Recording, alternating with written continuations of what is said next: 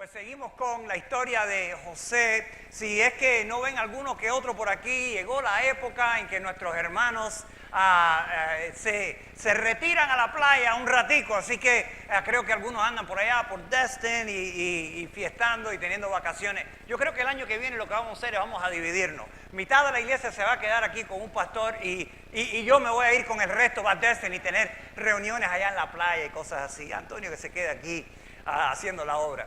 Pero estamos en Génesis 42, así que si quieren pueden ya estar mirando ahí.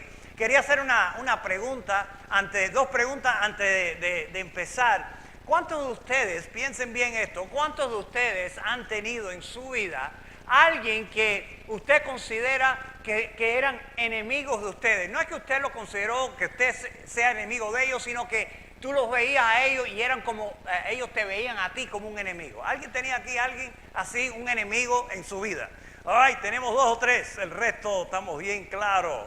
Ay, si piensan en su vida, personas que se han opuesto a ustedes, personas que han sido enemigos, en muchos casos esas personas eran amigos antes de enemigos. Eran personas cercanas antes de convertirse en personas enemigas nuestras. Aún esto lo vemos con nuestro Señor Jesucristo. ¿Quién es el que lo traicionó? ¿Uno de por allá afuera? No, era uno de los 12. Uno de los que Él había traído a Él, que fue y lo traicionó. Y muchas veces, los que nos traicionan, los que causan abuso, los que hacen cosas en contra nuestra, son aquellos que eran amigos, familiares, tal vez personas en autoridad, tal vez personas que deberían ver cuidado de nuestra vida y por alguna razón no lo hicieron. Si miramos la vida de José, ¿pudiera considerar José que sus hermanos eran como enemigos de él? ¿Pudiera él pensar eso, que ellos se hicieron enemigos de él? Pues yo creo que si alguien me anda tratando de matar, yo creo que ese yo lo puedo considerar que es mi enemigo. Aunque yo no quiera ser enemigo de él, él se ha puesto como enemigo mío. Así que hoy vamos a hablar un poquito, ¿qué hago cuando mi doloroso pasado regresa? En otras palabras, ¿qué hago con aquellos que me han herido profundamente? Especialmente cuando no les he visto a aquellos que tal vez me abusaron, me hirieron profundamente, no los he visto en años, los he perdonado, pero ¿qué pasa cuando de pronto se reaparecen a mi vida? Ahora, hoy no voy a hablar acerca de personas que nos han herido cosas comunes, por como alguien, bueno, mi esposo me gritó, es un abusador. Bueno, si te gritó un día del año, no creo que cabe en lo que vamos a hablar hoy. No estamos hablando que alguien te miró con la mala cara un día, que te pisaron el callo, ¿ok? Que te miraron con el ojo así, en medio enojado. No estamos hablando de lo común y corriente. Estamos hablando de heridas bien profundas hoy. Estamos hablando de abuso físico, abuso sexual, abandono, traición. Estamos hablando de tal vez abuso psicológico, pero a largo plazo. Abusos de autoridad, personas que tenían autoridad sobre nosotros y abusaron de esa autoridad con nosotros. Y otras cosas similares. De esas cosas vamos a concentrarnos hoy. Y yo creo que es obvio que José sufrió de algunas de estas cosas. Es obvio que sus hermanos eran en algún momento tal vez amigos, pero después ellos se convirtieron en enemigos al punto donde lo agarraron, como hemos estudiado, un día lo agarraron, le quitaron la ropa, esa túnica tan linda, lo metieron en una cisterna, hablaron de matarlo y después lo vendieron. Y era para José, su vida iba a ser esclavitud el resto de su vida. Nunca más iba a tener libertad, nunca más iba a ver a su padre que tanto amaba.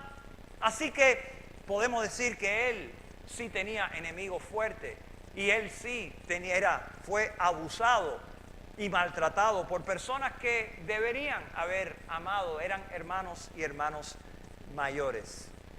Vamos a orar antes de seguir. Señor, te queremos pedir, Señor, que hoy que tu Espíritu trabaje en cada uno de nosotros. Hemos venido aquí para oír de tu palabra, hemos venido aquí para aprender de un muchacho, Señor, un joven que tanto pasó en su vida, tanto sufrimiento, como sus hermanos lo maltrataron y como tú lo bendeciste grandemente. Cómo es que él mantuvo su fe en ti y se mantuvo recto en tus cosas, Señor. Y queremos aprender un poquito más hoy. En el nombre de Cristo. Amén. Así que la semana pasada vimos cómo Dios levantó a José, cómo José estaba en esa prisión y Dios, por medio de un milagro y cosas que Dios hace, él estaba ahí en una prisión acusado falsamente por esa mujer que había dicho que él la había abusado a ella. Y entonces vemos como esos dos oficiales del rey pues estaban ahí, cada uno tuvo un sueño, José lo interpretó y de pronto el faraón, el rey, tiene un sueño. Y mandan a buscar a José, porque el rey se enteró que José interpretaba sueños, lo mandan a buscar. Y dice José al faraón, hey, va a haber 7 años de abundancia. Viene 7 años de mucha comida, mucha cosecha, las cosas van a estar buenísimas. Pero después van a venir 7 años de hambre. Tanta hambre que nadie se va a acordar de los 7 años buenos. El faraón entonces dice, wow, este tipo está conectado con Dios.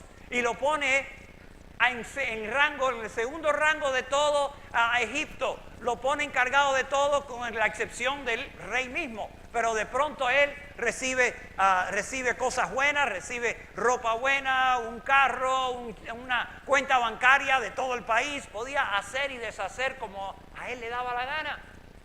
Y su vida obviamente cambió. Disfrutó una nueva vida, literalmente 180 grados. Estudiamos cómo el faraón le dio una esposa y pudo tener hijos con esa esposa y tuvo 2 hijos. Uno lo nombró Manasés, que quiere decir olvido, que Dios me ha dejado olvidarme del pasado. Perdonó a todos sus hermanos y todos los que lo maltrataron. Y el segundo, Efraín, que quiere decir doble fructífero. Dios me ha hecho fructífero en la tierra aquí de mi angustia. Así que empezó el hambre, y se fueron las vacas gordas, el tiempo de la buena cosecha, vino el hambre y las personas no solo de Egipto, sino de todas las naciones venían a comprar grano. Ahora vamos a ver lo que pasa aquí. Génesis 42, empezando con el verso 1. Cuando Jacobo, acuérdense que Jacobo es el papá de José y de estos hermanos que lo abusaron. Cuando Jacobo oyó que había grano en Egipto, les dijo a sus hijos, ¿por qué están ahí sin hacer nada, mirándose uno a otros? He oído que hay grano en Egipto. Desciendan a Egipto y compren suficiente grano para que sigamos con vida. De no ser así, moriremos. Entonces los 10 hermanos mayores de José descendieron a Egipto a comprar grano. Pero Jacob no dejó que el hermano menor de José, Benjamín, fuera con ellos por temor a que pudiera sufrir algún daño. Aquí vemos el hermano menor. Este era un hermanito que tenía José de la misma madre, de Raquel, que era la esposa favorita de Jacob. Y por eso José era su favorito, pero ya que él no estaba, ahora Jacob tiene un nuevo favorito, que es Benjamín. Y no quiere mandar a Benjamín en este viaje, aunque Benjamín seguro que tenía ya 20 años, algo así, un poco más, pero no lo mandó, versículo 5. Así que los hijos de Jacob llegaron a Egipto junto con otras personas para comprar alimento, porque el hambre también había llegado a Canaán. Como José era gobernador de Egipto y estaba encargado de vender el grano a todas las personas, sus hermanos tuvieron que acudir a él. Cuando llegaron, se inclinaron delante de él con el rostro en tierra. ¿De qué le recuerda eso? Del sueño que había tenido José 20 años antes de que su familia, incluyendo sus hermanos, se iban a postrar delante de él. Y ellos lo odiaron por ese sueño. Pero aquí vemos que se cumplió al pie de la letra, ellos postrándose delante de José. Versículo 7. José reconoció a sus hermanos enseguida, pero fingió no conocerlos y les habló con dureza. ¿Ustedes de dónde vienen?, le preguntó. De la tierra de Canaán, contestaron. Venimos a comprar alimento. Aunque José reconoció a sus hermanos, ellos no lo reconocieron a él. Entonces recordó los sueños que había tenido acerca de ellos hacía muchos años atrás.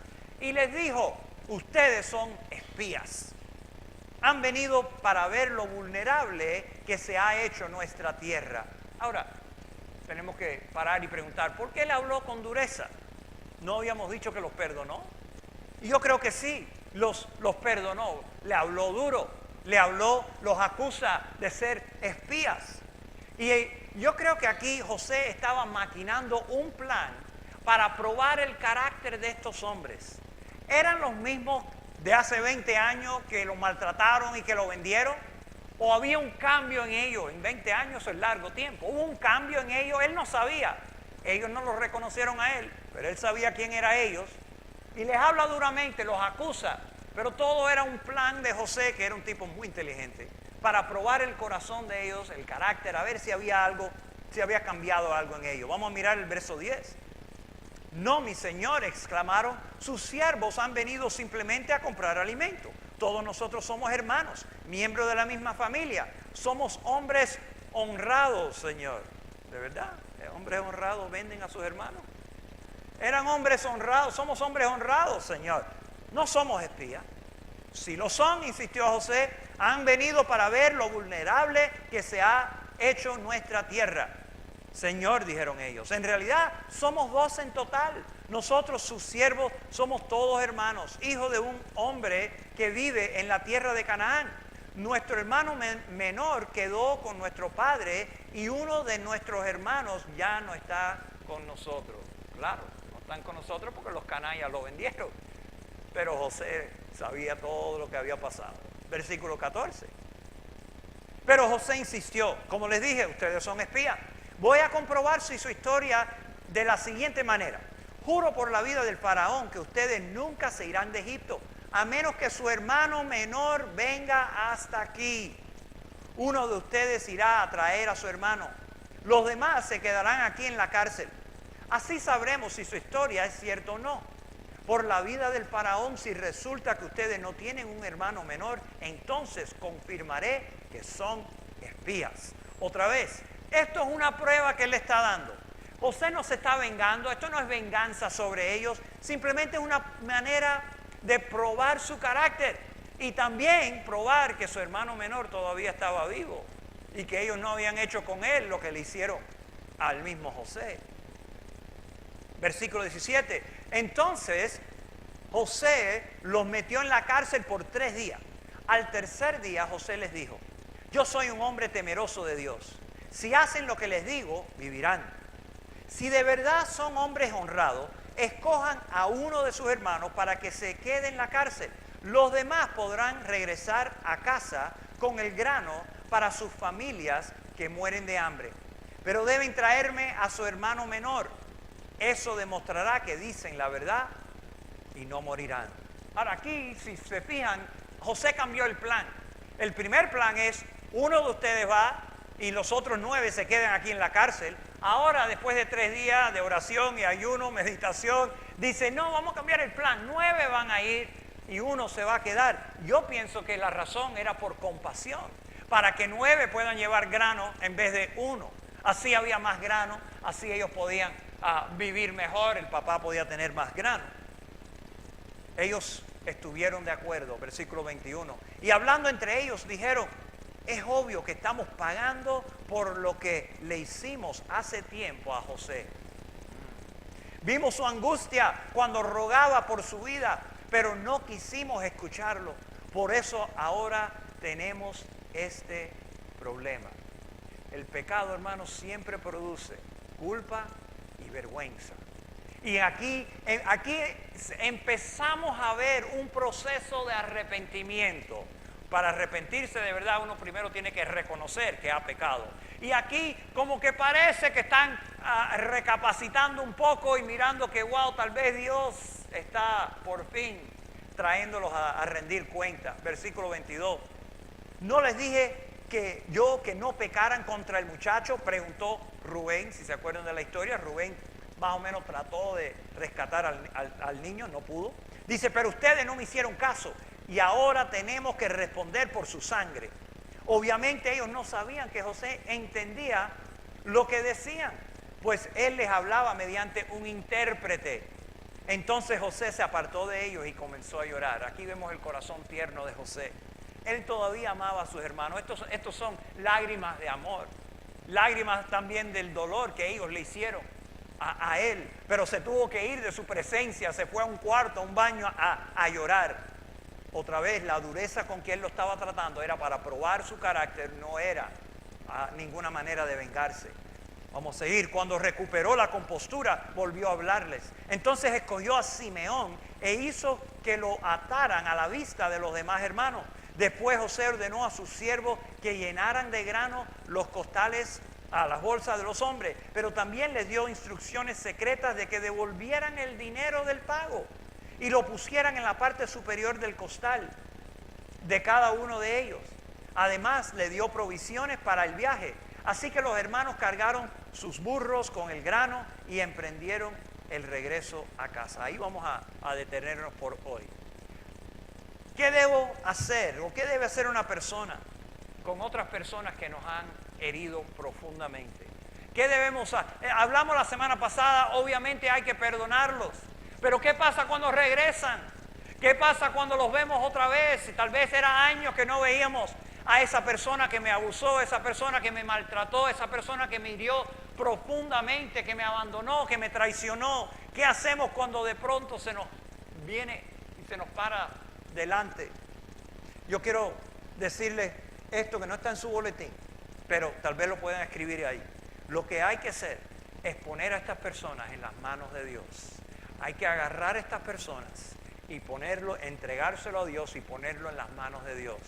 Ahora, ¿cómo se hace eso? Esos son los que lo voy a hablar ahora. 5 maneras, principios de tratar con personas que nos han herido profundamente. El primero, no pagues mal por mal. No pagues mal por mal. La tendencia va a ser de repagarle todo lo que ellos te hicieron a ti. Pero eso es de la carne. Eso no es de Dios. Eso no es del Señor. Pensemos, ¿tenía José el poder de matar a todos sus hermanos ahí mismo? ¿Tenía el poder, sí o no? Tenía todo el poder de hacerlo. ¿Tenía el poder de torturarlos un rato, por lo menos torturarlos un ratico? Sí. ¿Tenía el poder de venderlos como esclavos? ¿Quieren jugar jueguitos de esclavitud? Vamos a venderlos a ustedes, a ver cómo les gusta. ¿Toda la autoridad? Claro que sí. ¿Tenía autoridad para encarcelarlos por vida? Claro que sí. Ellos estaban en las manos de José. José tenía todo el poder. José pudo haber hecho con ellos lo que le daba la gana y nadie le iba a preguntar ni hacerle ni una preguntita de lo que él hizo. Pero no lo hizo, porque ya los había perdonado en su corazón. Ya ellos estaban perdonados en el corazón. Las heridas seguían. Hermanos, las heridas del sufrimiento que hemos sufrido por abuso de cualquier tipo, eso no es que se van a las 2 semanas. Eso se quedan ahí rato y hay que lidiar con eso. Pero hay que perdonar a los que nos han afligido seriamente. Yo creo que en el tiempo, en esto, porque pasó como 20 años, y yo creo que en esos 20 años como esclavo, prisionero, y después los 7 años de buena vida, de las cosas ir bien, José meditaba mucho acerca de las cosas de Dios. Él no tenía la Biblia. La Biblia, no había Biblia ni Viejo Testamento hasta que llegó a Moisés. Así que él no tenía Biblia, él no tenía Nuevo Testamento, pero tenía un corazón para Dios y Dios le revelaba y hablaba con él. No sabemos exactamente cómo, pero es obvio que él tenía los principios de Dios en su corazón. Así que 2000 años antes de que Pablo escribiera Romanos 12, está en su boletín, aunque 2000 años antes ya José se estaba viviendo por estos principios, pero vamos a leerlo. Romanos 12, 17, Pablo escribe: nunca devuelvan a nadie mal por mal. Compórtense de tal manera que todo el mundo vea que ustedes son personas honradas. Hagan todo lo posible por vivir en paz con todos. ¡Wow! ¡Qué verso! Dice Pablo, nosotros los cristianos debemos hacer todo lo posible por estar en paz con todas las personas, si es posible, mientras que sea posible de mi parte. Que yo pueda mirar los ojos de cualquier persona y estar en paz y no tener un pleito y sentirme avergonzado ni por lo que yo les hice a nadie. Ahora, otras personas pueden ponerse como enemigos míos porque tienen un mal corazón, pero que de mi parte yo debo hacer todo lo posible. Si hay que reconciliar, busco reconciliación, pido perdón, busco una persona. Si todavía quieren ser enemigos, allá ellos. Pero de mi parte, hago todo lo posible por mantener paz en todas mis relaciones. Versículo 19. Querido amigo, nunca tomen venganza. Dejen que se encargue la justa ira de Dios. Ahí es donde los ponemos en las manos de Dios. Que Dios se encargue. Que Dios se encargue a lidiar con ellos. Pues dicen las Escrituras, yo tomaré venganza, yo les pagaré lo que se merecen, dice el Señor. Yo les pagaré. Versículo 20. En cambio, si tus enemigos tienen hambre, dale de comer. Si tienen sed, dale de beber. Al hacer esto, amontonarás carbones encendidos de vergüenza sobre su cabeza. No dejen que el mal los venza. Más bien, venzan el mal haciendo el bien. José se pudiera haber estado consumido de odio por lo que les hicieron, porque de verdad lo que les hicieron los hermanos humanamente es imperdonable. De sacarlo de su libertad, de su amor con su padre, de la vida buena que estaba disfrutando, venderlo y ahora esclavitud. Wow, humanamente no se le debería perdonar, pero con Dios hay que siempre perdonar, y Él los perdonó. Dice aquí la palabra que más le duele al enemigo si le haces cosas buenas para ponerle como carbones encendidos. Ustedes saben los carbones encendidos, un barbecue en la cabeza del tipo, porque tú le haces cosas buenas a ellos y ellos no lo entienden. Se empieza a quemar la cabeza. Así que no le hagas mal a nadie. No le pagamos mal por mal. Segundo, no tienes que automáticamente restaurar la confianza en ellos. Uno tiene que perdonar, pero uno no automáticamente tiene que confiar en la persona que nos ha abusado. Acuérdense, estamos hablando de abuso serio, estamos hablando de abuso físico, sexual, psicológico por mucho tiempo. No hay que hacerlo. La confianza se gana por el tiempo, por una demostración de arrepentimiento y fiel comportamiento. Por eso José no se entregó a ellos inmediatamente. Él lo reconoció, pero él lo reconoció y ¿qué es lo que no hizo? No fue a ellos y dije, hey Rubén, oye Simeón, ¿cómo están? ¿Qué mi brother? ¿Cómo anda? ¿Cómo está la cosa? ¿Cómo está mi papá? No lo hizo. ¿Por qué? Porque no se podía él entregar en sus manos de esa manera. No había confianza, no había ninguna razón por confiar que estos hombres habían cambiado. Así que no lo hizo. Había que pasar un tiempo de prueba a ver de qué estaban hechos. Quiero que se recuerden de estas dos cosas que están aquí en la pantalla. El perdón se puede ofrecer inmediatamente y sin condición. El perdón se puede ofrecer inmediatamente y sin condición. Cuando digo inmediatamente, claro, algunas cosas que nos hacen cuesta un poquito más de tiempo de perdonar, pero hay que aprender a perdonar lo más rápido posible. Y sin ninguna condición. La confianza se tiene que ganar a través de un récord de fidelidad. El confiar en una persona una vez más, pues eso va a demorar tiempo. Y va a tener que esa persona demostrar fidelidad semana tras semana, mes tras mes, hasta que se piense que esa persona de verdad ya recuperó. José había perdonado a sus hermanos, lloró cuando los oyó que los había, como ellos hablaron, ay, tú sabes, estamos pagando por lo que le hicimos a José. Se puso él a llorar porque le dolía, pero no era suficiente, había que pasar tiempo, había que pasar pruebas. Una esposa que físicamente es abusada por un hombre no tiene que volver a su marido solo porque él dice, ay, perdóname, sí, ya no lo voy a hacer más, y aunque llore, esa mujer no tiene que volver. Dios no le hizo a ninguna mujer, y dicho sea de paso, ni a ningún hombre, Dios no le hizo a ninguna mujer como un punching bag. Ustedes saben lo que es un punching bag. Eso es lo que usan los boxeadores, ¿no? Dios no hizo a una mujer para que ningún hombre la esté golpeando. Y ninguna mujer tiene que tolerar un hombre que la esté golpeando físicamente. Y yo he estado en situaciones donde después que el hombre ha hecho tal cosa, ay, perdóname mi amor, sí, regresa. Y yo le digo, no tienes que regresar, no hay por qué regresar, hay que esperar ahora. Ese hombre tiene que ganarse, esa mujer tiene que, o el hombre tiene que ganarse esa confianza una vez más. un niño abusado por padres o un tío, lo que sea, no tiene que regresar inmediatamente. Hay que pasar tiempo, hay que estar seguro de que ha habido un cambio genuino en una persona. Si una pareja le deja a los niños de babysitting ahí a una muchacha y esa muchacha maltrata a los hijos, ay, pero te pido perdón. Ah, sí, cómo no, agárralos otra vez. No. Hay que pasar tiempo y tal vez jamás vas a cuidar mis niños otra vez. Puedo perdonar, el perdón puede ser inmediato. Claro que perdono, pero ponerme otra vez en las manos de una persona que ha abusado de mí, no, por largo tiempo. Rick Warren, en su gran libro Una vida con propósito, escribió esto, creo que está en el boletín ahí. Él escribió esto: muchas personas están renuentes a mostrar misericordia porque no entienden la diferencia entre la confianza y el perdón. Perdón es soltar el pasado. Confianza tiene que ver con el futuro. El perdón debe ser inmediato, sea que la persona lo pida o no. La confianza debe reconstruirse con el tiempo.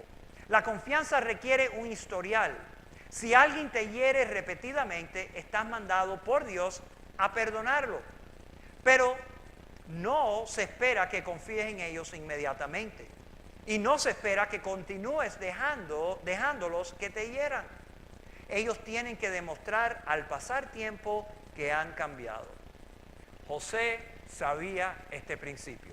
Los había perdonado y en realidad yo creo que él pensaba que jamás iba a ver a esos hermanos. Yo creo que ni en sus sueños él pensaba que ellos iban a aparecer en el screen una vez más. Y ahí se les apareció. ¿Qué hacía? Los puso en la cárcel para tener tiempo de oración y ayuno, a ver lo que hacía con ellos. Pero la cosa que él sabía es que él no podía confiar así plenamente en ellos solamente porque había pasado 20 años. Tercera cosa que uno tiene que hacer: trátalos con misericordia y gracia.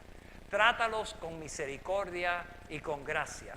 Quiero definir estos términos. ¿Qué significa misericordia y gracia? Misericordia es no dándole a alguien lo que se merece. No dándole a alguien lo que se merece. Por ejemplo, Dios tiene misericordia de nosotros. ¿Qué es lo que nosotros nos merecemos eternamente? Por ser pecadores, ¿qué nos merecemos? Muerte eterna, ¿dónde? En el infierno. Eso es lo que nos merecemos cada uno de nosotros. Pero Dios, en su misericordia, por medio de Cristo, no nos va a tirar en el infierno. Ahora, ¿qué es la gracia? Gracia es dándole a alguien algo bueno aunque no se lo merezca. Dándole algo bueno aunque no se merezca. Nosotros nos merecemos el cielo. ¿Alguien aquí se merece el cielo? No levanta la mano. ¿Alguien aquí se merece el cielo? No, ¿verdad? Nadie nos merecemos el cielo. Pero Dios, por su gracia, por su bondad y amor, nos da el cielo por fe en Cristo Jesús. Esa es la diferencia entre misericordia y gracia. Misericordia, José tuvo misericordia. ¿Qué se merecían todos esos hermanos cuando, humanamente hablando, qué se merecían cuando se pusieron delante de José? Que lo mataran, encarcelaran, que lo vendieran, todo eso humanamente se lo merecían, pero él no lo dio. Y yo creo que vemos la gracia de José cuando él dejó que 9 se fueran y solamente 1 encarcelado para llevar más grano. Y encima de eso les pone el dinero en la bolsa. Así que en realidad ni pagaron por eso. Se los dio free, gratis. Creo que también había una prueba en eso, pero después hablamos más de eso. Romanos 12:20 les recuerdo: si tu enemigo tiene hambre, dale de comer. José literalmente le dio de comer. Si tiene sed, dale de beber. Hace años atrás yo tenía un líder espiritual en mi vida. Era un líder, era mi mentor, era el que me enseñó doctrina que todavía creo, valores que todavía aguanto. Pero pasó el tiempo y por alguna razón este líder pues llegó a la conclusión de que yo quería su posición, de que como yo lo quería tumbar del caballo y ponerme yo, que no era la realidad, de ninguna manera es lo que yo quería, pero por alguna razón el pensamiento ese se le clavó en la cabeza y comenzó a oponerse a mí en varias áreas y aún usaba palabras ásperas, hirientes en contra de mí y aún delante de otros. Y después de mucha oración y petición y ayuno y consejo de hermanos, de pastores y todo, yo decidí que era tiempo de alejarme para no seguir recibiendo un maltrato injusto. Pero con los años el Señor me ayudó a entender varias cosas y a entender que yo tenía que actuar con gracia y misericordia con esta persona, aunque no estaba recibiendo mucha gracia. Y me acuerdo que eran durante un tiempo de Thanksgiving donde el Señor yo sentí que el Señor me dijo, escribe una carta. Y la carta iba a ser totalmente de agradecimiento. Y no una notica de, hey, gracias por todo lo que has hecho en mi vida. No iba a ser tan general, sino que empecé a hacer una lista, punto por punto, por punto, por punto, de todas las cosas buenas que había hecho por mí en mi vida. No le mencioné nada de las ofensas. Simplemente, gracias por todas estas cosas que tú has hecho en mi vida. Se lo mandé, seguí orando por él.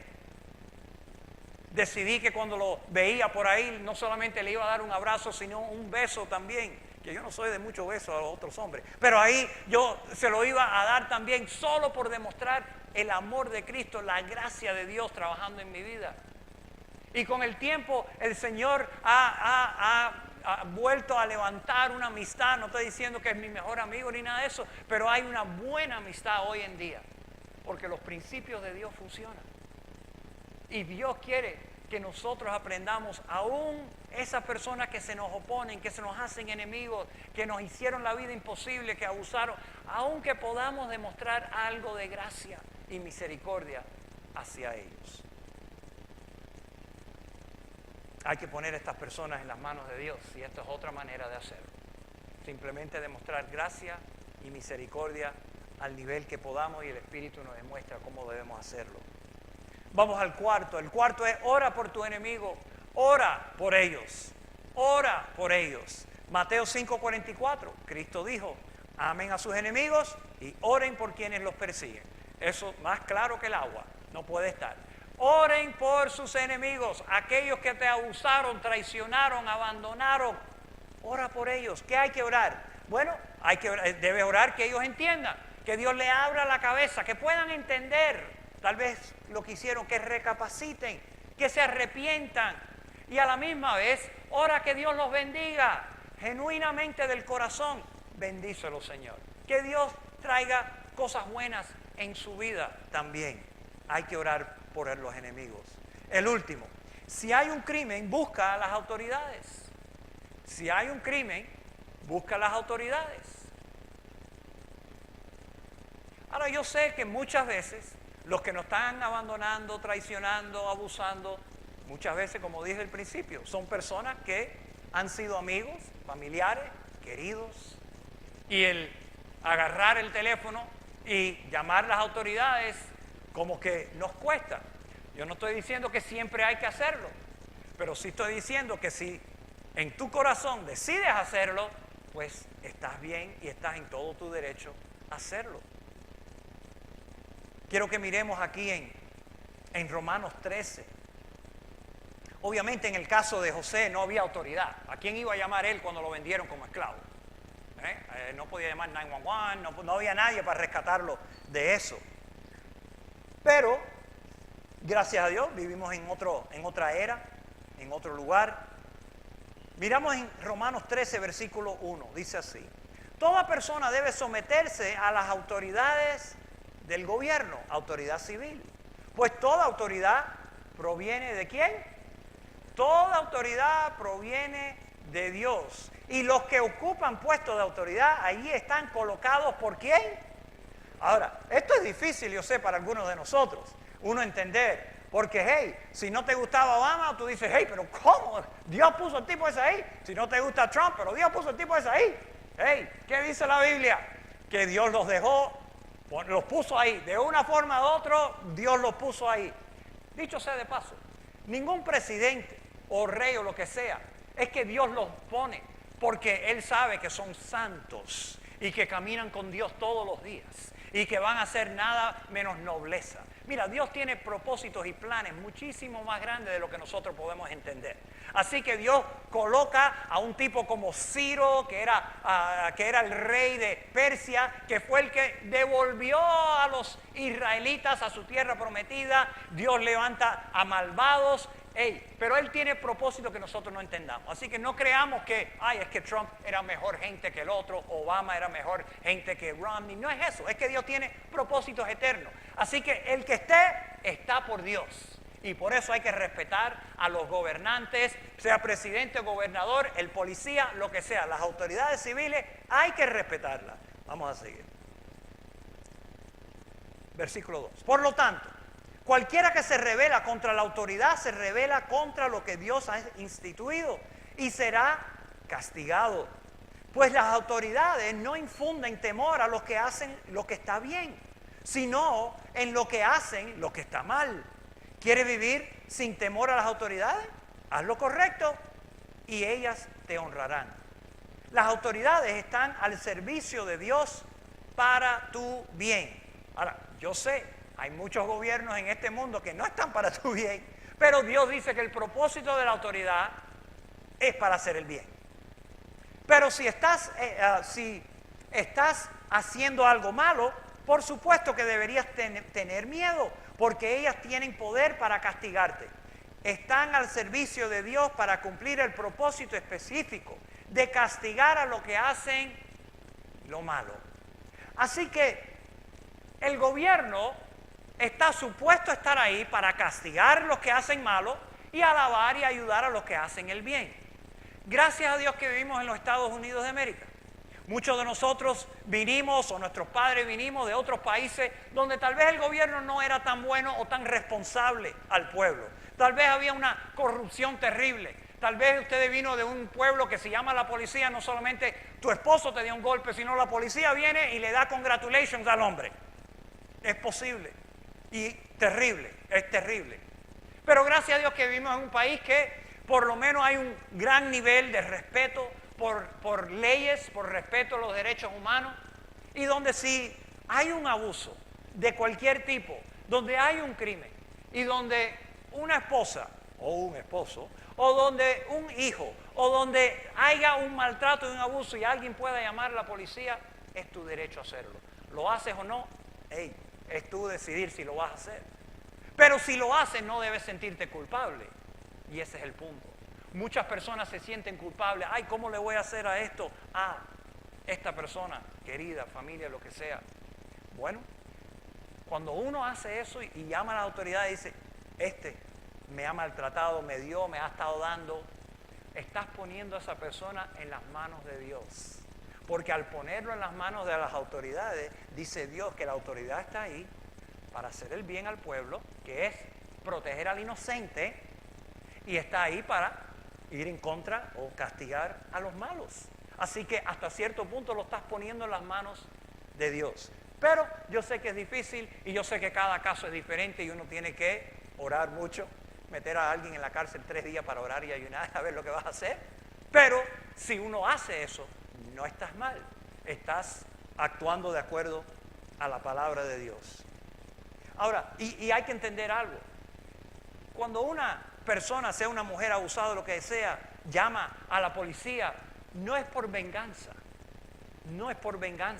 sino es por protección que Dios, otra vez, Dios no te puso a ti aquí para que alguien te esté golpeando ni físicamente, ni sexualmente, ni nada. Así que es protección tuya y para simplemente poner la persona en las manos de Dios. Bueno, ahí vamos a terminar con esos 5 puntos. Hay mucho más que aprender. Seguimos la semana que viene mirando otros aspectos de todo esto. La historia sigue poniéndose interesante, mejor que una novela. Así que deje de ver novela, lea Biblia, porque está sumamente bueno. Les voy a dejar con este verso. Mateo 5, 43 al 44. Cristo dijo, ustedes han oído que se dijo, ama a tu prójimo y odia a tu enemigo. Pero yo les digo, amen a sus enemigos y oren por quienes los persigan. A las personas que te han abusado, si has tenido esto en tu vida, si has tenido personas que te han abusado seriamente, te han herido seriamente, personas que te han traicionado. Tal vez no fue un crimen, pero sí fue terrible, hiriente, lo que sea. Ponlas en las manos de Dios. Repasa estos principios y haz lo que tú creas que Dios te ha puesto en tu corazón. Pero hay que no pagarle mal por mal a nadie. No debemos estar en venganza. Debemos perdonar. No quiere decir que voy a confiar en esa persona, por lo menos hasta que pase tiempo, pero hay que perdonar. Perdónalos, ora por ellos, ten misericordia, ten gracia. Y si Dios te lo pone en el corazón y te encuentras en una situación donde tu vida está en peligro, el llamar a la policía es legítimo y está bien. Vamos a orar, que el Señor nos dé entendimiento, vamos a orar. Señor, gracias te damos por tu gran amor y gracias, Señor, que tenemos historias así como la de José para ponernos a pensar, para simplemente, Señor, poder meditar en tu palabra y ver cómo debemos responder nosotros en una situación difícil. Yo te pido por cada corazón aquí, Señor, yo no sé la vida de cada persona. Señor, cada persona es un mundo, cada persona ha tenido su trayectoria, buena o mala. Yo te pido, Señor, que traigas alivio al corazón de cualquier persona que aquí, tal vez yo le he recordado por medio de tu palabra los principios, tal vez le he traído recuerdos malos, recuerdos que no querían, tal vez les animé ayudándolos con principios que deben actuar. Yo te pido que toques la vida de cada uno aquí. Yo te pido que los ayudes. Yo te pido, Señor, que mutuamente nos podamos ayudar, animarnos, orar unos por otros, recibir consejo de nuestros líderes. Señor, gracias que tu palabra es viva y es eficaz. Gracias que tu palabra penetra el corazón de cada persona. Y yo te pido, Señor, que nos des, Señor, un espíritu lleno de amor, lleno de perdón, lleno de gracia, lleno de misericordia, lleno de justicia. Señor, te glorificamos, Señor, te bendecimos. Te pedimos, Señor, que podamos salir de este lugar más cerca a tu corazón y con más claridad en nuestro corazón, entendiendo qué tú quieres para nuestra vida. Te bendecimos, Señor, en el nombre de Cristo. Amén.